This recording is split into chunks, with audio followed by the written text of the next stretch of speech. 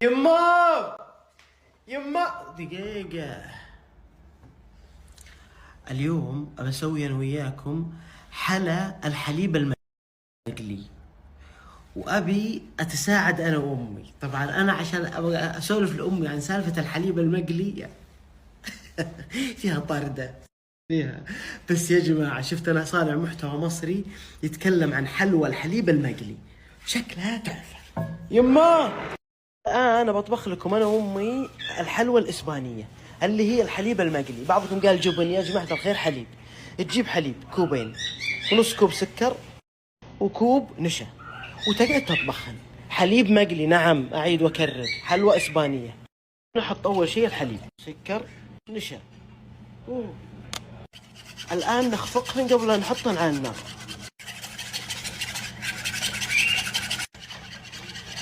وصلنا للقوام اللي احنا نبيه. هذا شوفوا الحين شو بنسوي.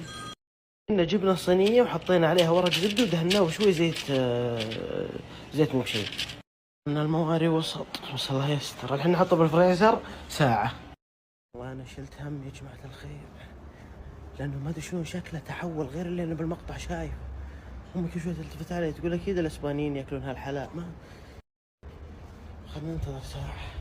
خلصت الطبخة. الان نجيب نص كاس طحين وكاس موية وسكر.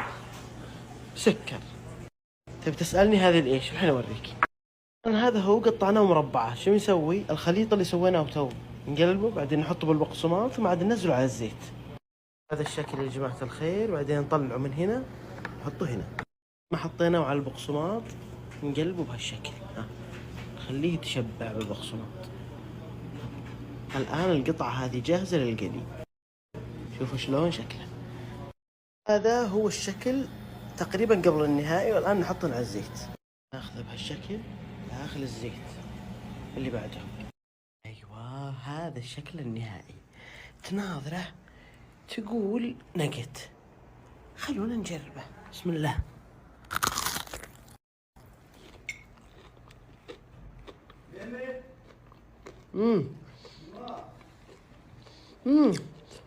طعمه غريب ولذيذ، بس صدق تستاهل العنوة.